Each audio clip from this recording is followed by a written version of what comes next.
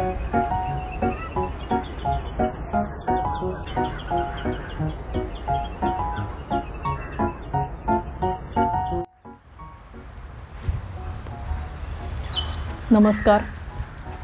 Vibrant mind पॉडच्या नवीन एपिसोडमध्ये सर्वांचं स्वागत आहे.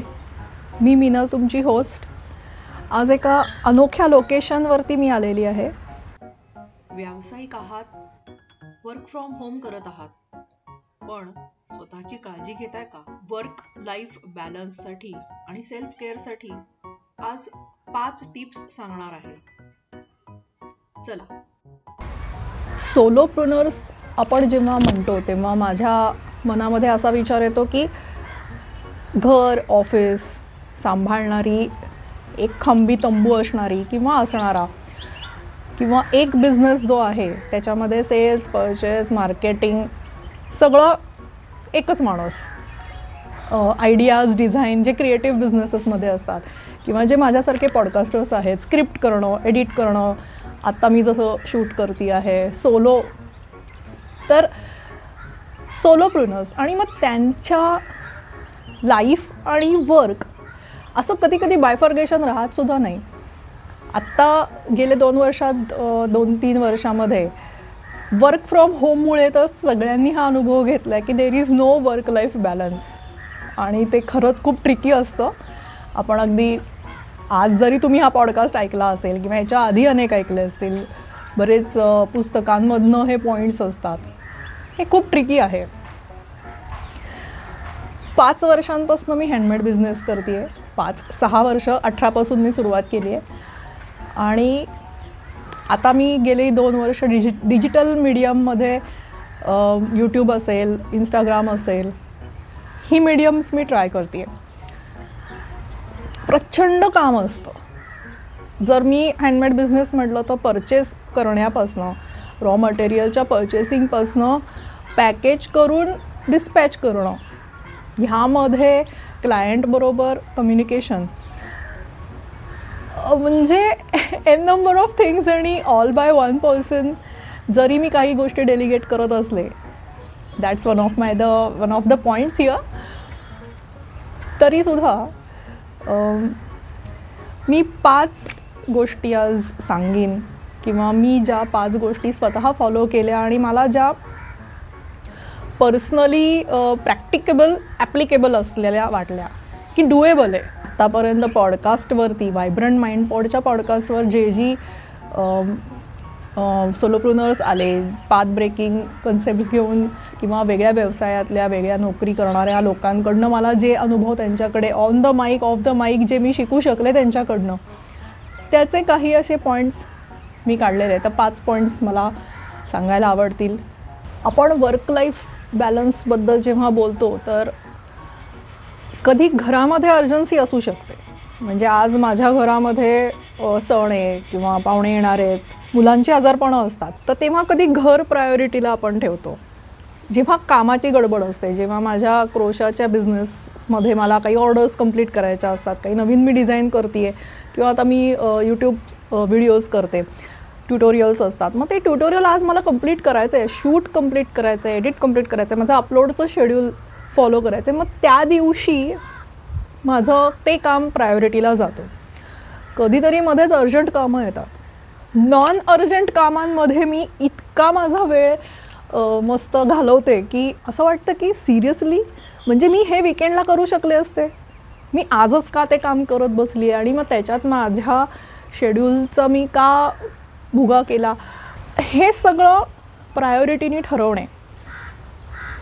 To do list is different altogether, पण दिवसभराच्या कामांची आखणी आता मी स्क्रीनवर तुम्हाला दाखवेन. एक important, urgent, important, non urgent, delegate काय करू शकतो, किंवा ब्रेकडाऊन काय काय करू शकतो, ते जर आपण करू शकलो ना, आपण काय म्हणतो, हा एक कोड आहे, किंवा हा एक, आणि हे प्रत्येकाचं वेगळं असतं. आय टेल यू, कोणाची अर्जंट इम्पॉर्टंट, इम्पॉर्टंट अर्जंट, प्रत्येकाचा स्क्वेअरमधलं डिस्ट्रीब्युशन डिफरंट असणार. सो मला वाटतं हे कस्टमाइज करायचं. मी आत्ता जी तुम्हाला ही फर्स्ट टिप जी सांगितली किंवा वर्क लाईफ बॅलन्ससाठी जो पहिला मी मुद्दा मांडलेला आहे त्याला एक फॅन्सी नाव पण आहे. मला आवडतात अशी नावं असतील तर. आयझेनहोवर मॅट्रिक्स, स्क्वेअर. मॅट्रिक्समधली कामांची विभागणी सगळी छान केली आपण. सकाळी उठून टू डू लिस्ट केली असतं, ते करायचं असतं बरं का. सोलोप्रुनर्सनी तर आधी करायचं की सकाळीच ठरवायचं की आज कुठल्या गोष्टीला किती वेळ, आजच्या अजेंड्यावर काय काय. कधी असं होतं का की सकाळी जे घरातली कामं सुरू केली आहेत, नंतर जे ऑफिसला लॉग इन केलं आहे किंवा काय बिझनेस जे असेल तिथे जाऊन काही किंवा घरूनच काही, त्यानंतर फिनिश, ब्रेकच घेतला नाही आहे. ना ब्रेकफास्ट केला आहे, ना स्वतःकडे काही लक्ष दिलं आहे, ना लंचचा डबा कधी पॅक करून कुठे न्यायचा असेल तोही, नुसतं काम एक सलग.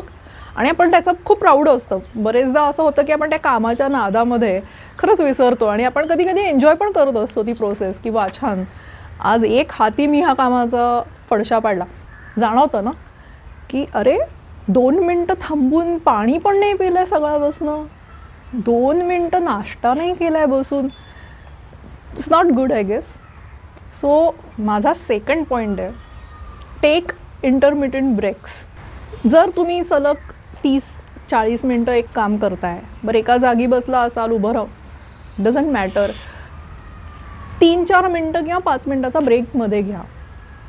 काय होतं, आपण खूप वेळ जर एक काम करत असू तर त्याच्यामधलं कधी कधी आपलं कॉन्सन्ट्रेशन कमी जास्त होतं.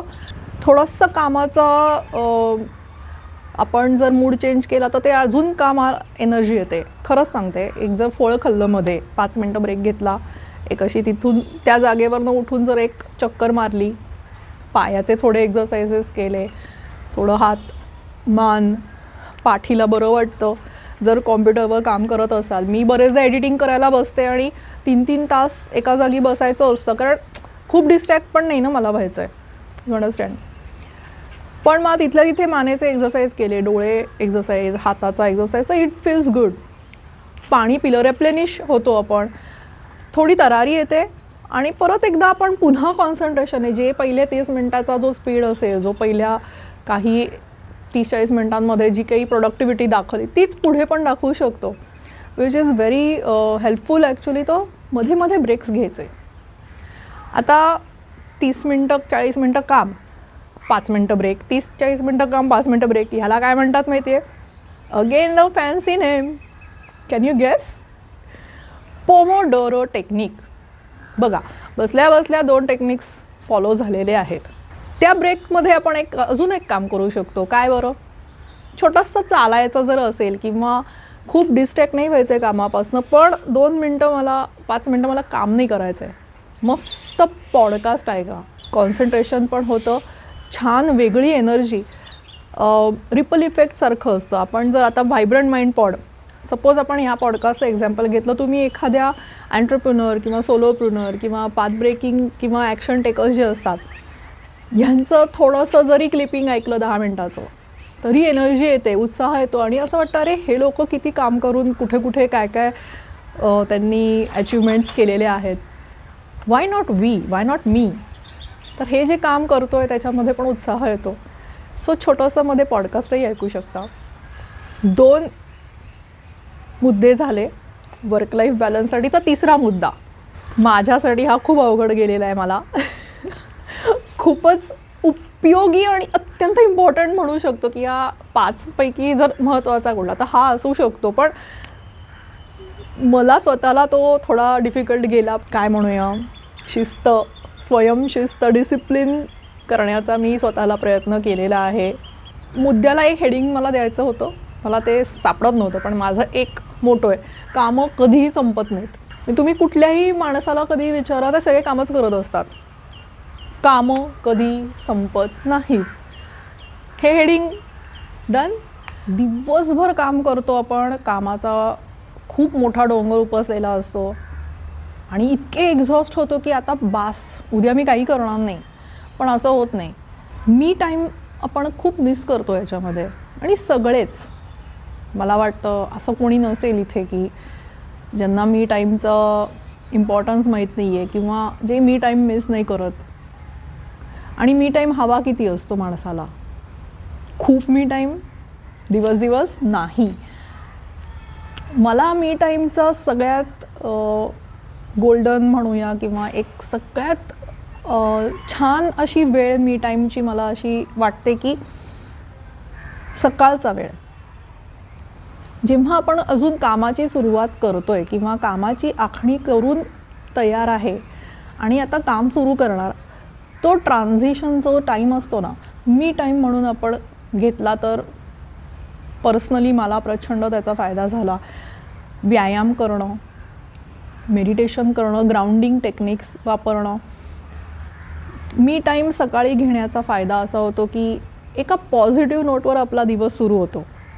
उठल्यापासून जर कामात सुरुवात केली तो एक थोडा अन्याय ठरू शकतो. मग लवकर 15 मिनटं लवकर, अर्धा तास लवकर जर उठण्याचा प्रयत्न केला, त्यासाठी थोडं अर्धा तास आधी झोपावं लागेल आणि त्यासाठी आधीचा दिवस पूर्ण प्लॅन करून तसा फॉलो केला गेला पाहिजे. मग आपल्याला आलं लक्षात मी टाईम मॉर्निंगचा आपल्याला मिळेल. थोडं कनेक्शन आलं लक्षात. जर सकाळी मी टाईम हवा असेल तर थोडं 10 मिनटं आधी लवकर उठावं लागेल, त्यासाठी रात्री आधी झोपावं लागेल. त्यासाठी तो दिवस, आदला दिवस जो असेल तो प्लॅनफुली फॉलो केला गेला पाहिजे. यासाठी आपला पहिला मुद्दा आयझोनोवर मॅट्रिक्सचा उपयोगी पडेल. नंतर पोमोडोरो टेक्निकनी आपल्याला फायदा होईल आणि मग आपण वेळेत काम संपवून थांबवून वेळच्या वेळी झोपू, वेळच्या वेळी उठू आणि मॉर्निंगचा मी टाईम, फॅन्सी नाव राहिलं का, 6 AM club, morning me time club. O that's nice. खूप काम झालं. बॅलन्स करतोय ना आपण, वर्क आणि लाईफ पण बॅलन्स करायचं आहे ना आपल्याला. लाईफमध्ये आपण मी टाईम घेतला आहे स्वतःसाठी, पोमोडोरोमध्ये आपण मध्ये ब्रेक्स घेतले स्वतः.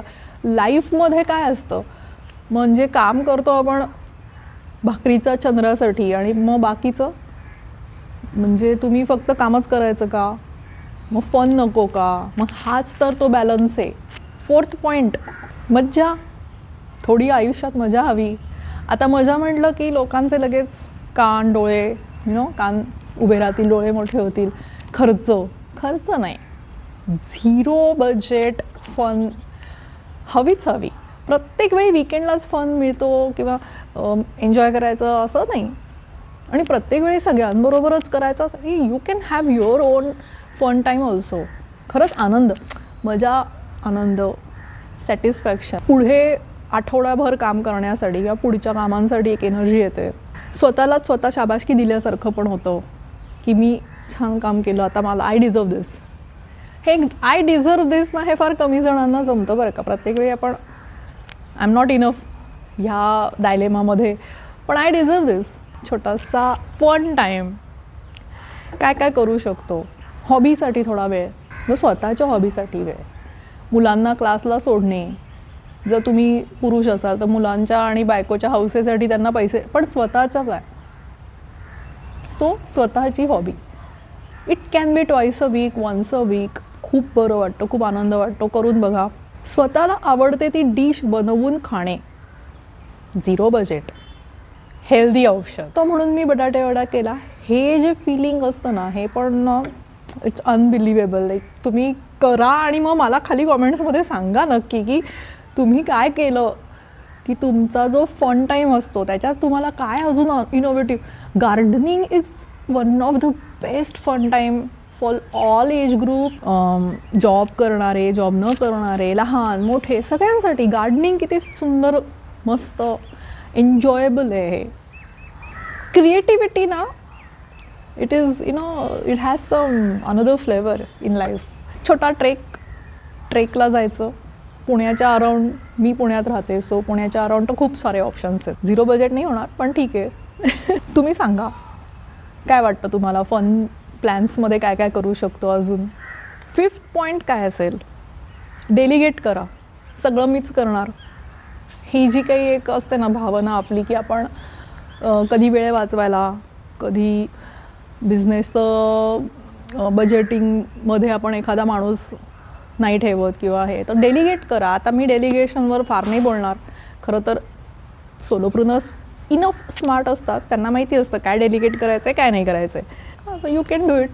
5 मुद्दे वर्क लाईफ बॅलन्सचे बघून झालेले आहेत. 6वा मुद्दा आहे बोनस, आग्रहाचा, जो मला वाटतं की सगळ्यांनी फॉलो करावा. मी जेव्हापासून ते फॉलो करायला लागली आहे तेव्हापासून मला त्याचे खूप फायदे जाणवलेले आहेत. तुम्ही पण हा नक्की विचार करा. हा असा एक महत्त्वाचा फायदा किंवा मुद्दा आहे की जो in all walks of your life तुम्हाला उपयोगी पडेल. फक्त सोलोप्रुनर्स नाही, एंटरप्रेन्युअर्स, जॉब, हाऊसवाईफ्स, सिनियर्स, लहान मुलं, सगळ्यांसाठी. काय आहे आणि हा पॉईंट? फॉरगिव्हनेस. येस. आणि महत्त्वाचं, कायम दुसऱ्यांना माफ करणं नाही, तर स्वतःलाही माफ करणं. आपण खूप चुका करत असतो, आपण त्या चुकांमध्येच स्वतःला अडकवून ठेवतो. पास्ट, फ्युचर सगळा विचार सतत करत राहतो. प्रेझेंटमध्ये येऊन फॉरगिव्हनेस केलं खूप हलकं वाटतं. वर्क लाईफ हे जे चक्र आहे, या चक्रामध्ये फिरण्यासाठी आणि आनंदाने फिरण्यासाठी हलकं जर झालो तर प्रवासही छान होईल.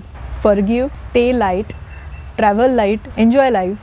म्हणणार नव्हते पण म्हणतीये. सबस्क्राईब करा, लाईक करा, शेअर करा. Signing off Minal, vibrant mind pod. Bye bye.